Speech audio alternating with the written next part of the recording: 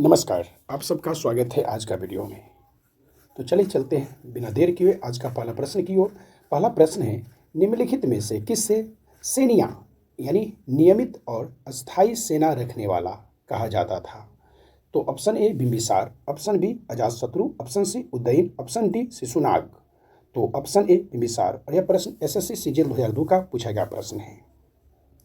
अगला प्रश्न है, हर्यक वंश के किस शासक को कुनिक कहा जाता था?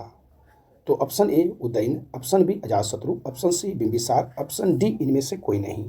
तो ऑप्शन बी अजातशत्रु। और यह प्रश्न यूपीपीसीएस 2012 का पूछा गया प्रश्न है। अगला प्रश्न है, निम्नलिखित में से मगध का कौन सा राजा सिकंदर महान का समकालीन था? तो option A Chandragupta Maurya, option B Mahajanapada, option C Ghananand, option C Shukla. तो ऑप्शन सी घनानंद। और यह प्रश्न एसएससी स्टेनोग्राफर परीक्षा 2011 का पूछा गया प्रश्न है। अगला प्रश्न है, निम्न में से कौन सा एक सिकंदर के आक्रमण का प्रभाव नहीं था? तो ऑप्शन ए, इस आक्रमण ने भारत और यूनान के बीच प्रत्यक्ष समर्पण स्थापित करवाया। ऑप्शन बी, इस आक्रमण ने पश्चिमोत्तर भारत में यूनानियों की स्थापना का मार्ग प्रशस्त किया। ऑप्शन सी, सिकंदर अनेक उपनिवेशों की स्थापना के लिए उत्तरदायित्व था। ऑप्शन डी, उसने भारत को यूनान की रियासत बनाया।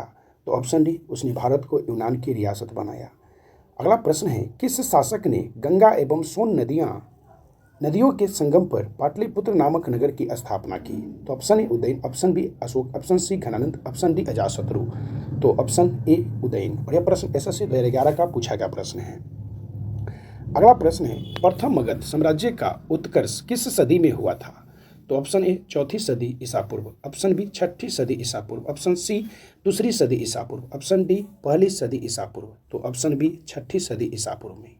और यह प्रश्न एसएससी संयुक्त हायर सेकेंडरी 10+2 स्तरीय परीक्षा 2014 का पूछा गया प्रश्न है।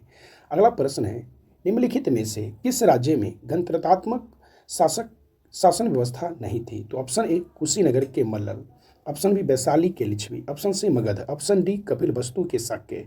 तो ऑप्शन सी मगध। और यह प्रश्न एसएससी सीजीएल 2016 का पूछा गया प्रश्न है।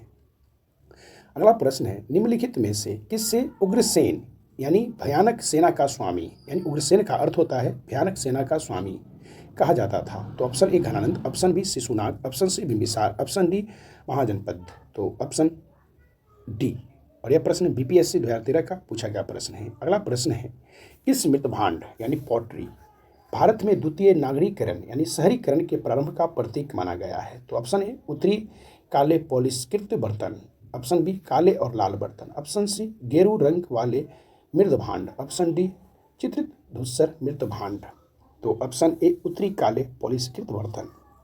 और यह प्रश्न एसएससी संयुक्त स्नातक स्तरीय टीआरयू परीक्षा 2014 का पूछा गया प्रश्न है। अगला प्रश्न है, पौली ग्रंथों में गांव के मुखिया को क्या कहा गया है? पौली ग्रंथों में गांव के मुखिया को क्या कहा गया है? तो ऑप्शन ए ग्रामक, ऑप्शन बी भोजक या ग्राम भोजक, ऑप्शन सी ज्येष्ठक, ऑप्शन डी ग्रामपति। तो ऑप्शन बी भोजक या ग्राम भोजक। और यह प्रश्न एसएससी सीएचएसएल 2016 का पूछा गया प्रश्न है। अगला प्रश्न है, निम्नलिखित में से कौन सिकंदर के साथ भारत आने वाला इतिहासकार नहीं था? तो option A Onesicritus, option B Aristobulus, option C Herodotus, option D निरियाकस।